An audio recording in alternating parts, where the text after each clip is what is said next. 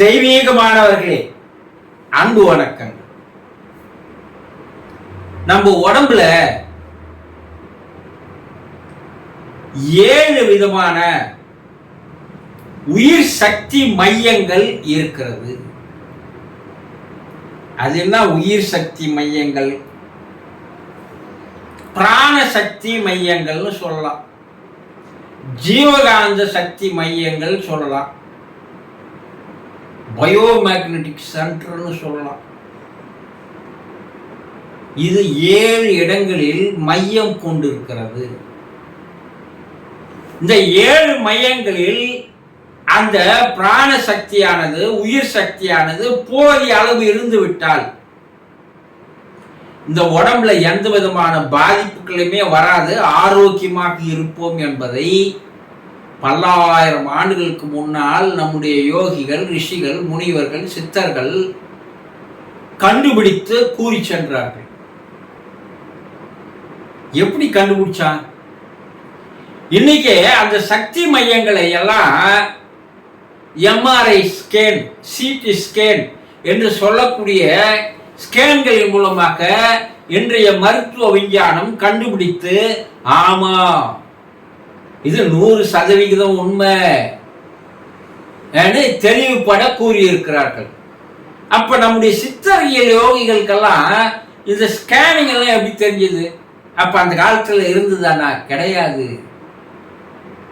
அவன் தன்னுடைய ஞான திருஷ்டியின் மூலமாக மனித உடம்புல எங்கெங்க என்னென்ன இருக்குது என்பதை அவன் சரியாக கண்டுபிடித்தான். எவ்வளவு பெரிய அறிவாளிகள் பாரு நம்ம மூதாதையர்கள். இந்த சக்தி மையங்கள் சொல்லுதுதான் நம்முடைய சித்தர்கள், யோகிகள்னா சொன்னாங்க, யோக சக்கரங்கள்னு பேர் வச்சான்.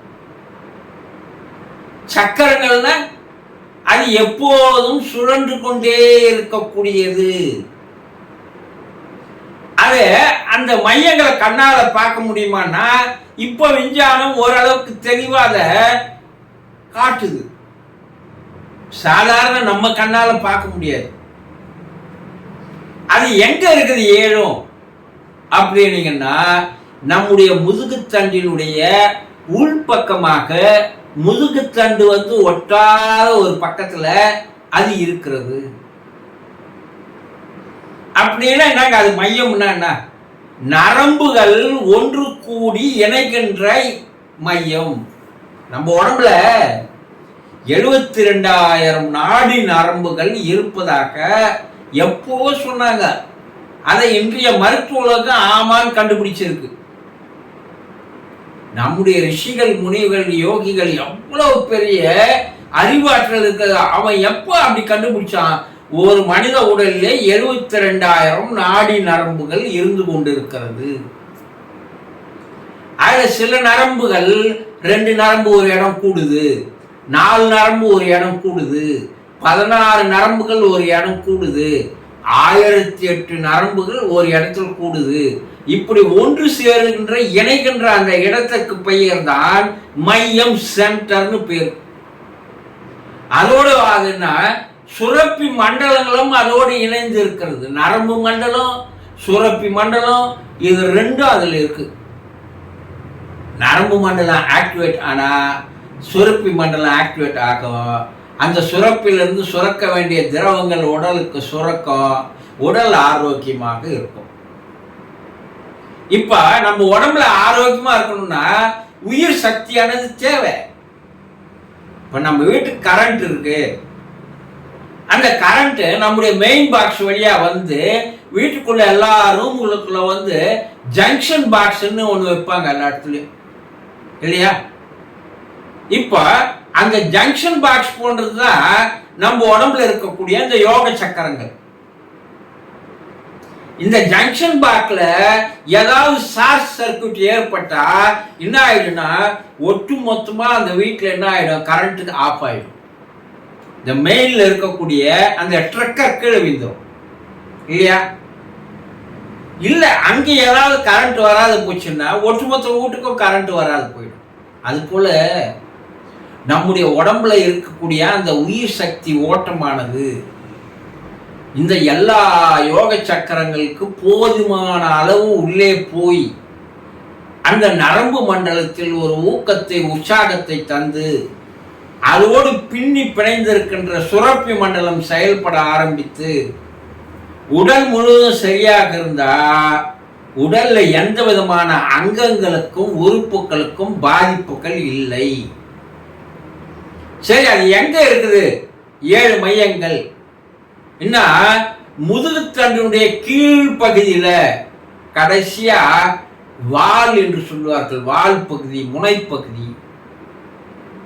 இந்த குரங்குக்கு வால் இருக்கு இல்லைங்களா? இந்த வால்ல எவ்வளோ பெரிய சக்தி இருக்குதுன்றத அனுமான கற்பனைப்படுத்தி எழுதின கதை தான் அது. ஒவ்வொரு மனிதனுக்கும் அந்த வால் பகுதியில தான் அவனுடைய உயிர் சக்தியானது சேமித்து வைக்கப்படுகிறது. அதனால்தான் வள்ளுவர் வால் அறிவான் தொழார் எனின், அந்த வாளுடைய சக்தியை அவன் தெரிஞ்சு கொண்டானோ அவனை நீங்கள் வணங்க வேண்டியது கட்டாயம்னு சொன்னார். அப்ப நமக்கு அந்த வாளானது உள்ளே மறைந்து மறைந்து அந்த இடத்துல உள்பக்கம் நின்று விட்டதால் மனிதனுக்கு வால் இல்லை. ஆனா வால் இல்லா குரங்கு தான் நம்ம செய்யற சேட்டைங்க கொஞ்சம் நெஞ்சமா எல்லா விதமான சேட்டை. குரங்கு கூட அதிகமான சேட்டை பண்றவன் தான் மனுஷன். அந்த இடத்துல தான் அந்த உயிர் சக்தியானது வந்து சேர்கிறது. நீ எதோடாலும் சாப்பிடு, அது ரசமா மாறுது, ரத்தமா மாறுது, கொழுப்பா மாறுது, எலும்பா மாறுது, தசையா மாறுது, மஜ்ஜையா மாறுது. கடைசியில் அதுல வந்து சேமிக்கப்படுகிற ஃபில்டர் பண்ணப்படுகின்ற கடைசி எசன்ஸ் தான் நமக்கு உயிர் சக்தி என்று சொல்லக்கூடிய தி செக்சுவல் ஃப்ளூயிட். வேற ஒன்றும் இல்லை, நம்ம உயிர் சக்தி அதுதான். அந்த சக்தி நம்ம உடம்புல இருந்ததுன்னா உயிரோட வாழறோம். அந்த சக்தியானது வெளியே போயிடுச்சுன்னா செத்து போயிட்டோம்னு அர்த்தம். அதனால தான் அந்த காலத்துல அந்த சத்தானது உயிர்நிலை வழியாக வெளியேறி நம்ம துணிகள்ல கரையாக இருக்குமேயானால் அதை கண்டுபிடிச்சுதான் சத்து போயிட்டா அப்படின்னு சொல்லுவாங்க. சத்து போயிடுச்சுங்க ஏன்னா அது நாளடைவில் நம்ம செத்து போயிட்டான் அப்படின்னு சொல்லுவோம். அந்த சக்தி ஒவ்வொரு மனிதனுக்கும் அந்த இடத்துல இந்த செக்ஷுவல் பேக் என்று சொல்லக்கூடியதுல வந்து சேருது. மெயின் பாக்ஸ் அதுதான். இப்போ அது நம்ம கீழ் நோக்கி வந்து சேர்ந்தது இந்த 7 யோக சக்கரங்கள்ல தான் வருது. கீழே இருக்கிறது மூலாதாரம், அதுக்கு அடுத்தது மேல இருக்கிறது சுவாதிஷ்டானம், அதுக்கு மேல இருக்கிறது மணிப்பூரகம், அதுக்கு மேல இருக்கிறது அநாதகம், அதுக்கு மேல இருக்கிறது விசுத்தி, அதுக்கு மேல இருக்கிறது ஆஞ்சா, அதுக்கு மேல இருக்கிறது சகஸ்ராநாமம். சகஸ்ராமம்னா 1008 இதழ் தாமரைன்னு சொல்லுவோம் யோகத்துல. அது 1008 நரம்புகளுடைய கூட்டமைப்பு கொண்ட இடம்னு அர்த்தம். இப்ப இந்த சக்தியானது மூலாதாரத்திலிருந்து ஒவ்வொரு இடத்துக்கும் அது கரண்ட் போய் சரியா தேக்கத்தில் நின்னுதுன்னா அது என்ன ஆகுன்னா உடம்புல இருக்கக்கூடிய ஒவ்வொரு சக்கரத்தில் இருக்கக்கூடிய ஒரு சுரப்பியானது சுரக்க ஆரம்பிக்கும். நம்ம உடம்புல அது ஆரோக்கியத்தை தரும், உடல் உறுதியை தரும், வலிமையை தரும், நல்ல திடகாத்திரமாக ஆரோக்கியமாக வாழ முடியும். ஒவ்வொரு சக்கரத்திற்கும் ஒரு சுரப்பி உண்டு. அந்த சுரப்பிகள் சுரக்கும் போது இந்த ராஜசுரப்பின்றது தான் நம்மளுடைய 3வது கண். ஆக்கணா, ஆஞ்சா, நடுக்கண், நெற்றிக்கண், நீதிக்கண், வேதக்கண்ணு பல பேர் வைக்கலாம் அதுக்கு. இது சுரக்க ஆரம்பித்தால் மற்ற எல்லா சுரப்புகளையும் அது தன்னுடைய கண்ட்ரோல்ல வச்சுக்கிறது. அதனால தான் அந்த கண்ட்ரோல் ஆஃப் கிளான்ஸ்னு சொன்னாங்க. இந்த சகஸ்ராநாமம் சுரக்க ஆரம்பித்தால் அதுல இருந்து ஒரு அமுதமானது சுரக்க ஆரம்பிக்கிறதுன்றான்.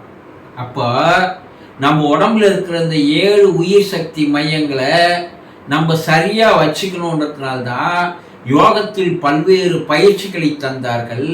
அந்த பயிற்சிகள் தொடர்ந்து நாம் செய்து வரும்போது நம்முடைய உயிர் சக்தியானது இந்த யோக சக்கரங்கள்ல வந்து தேங்குகிறது.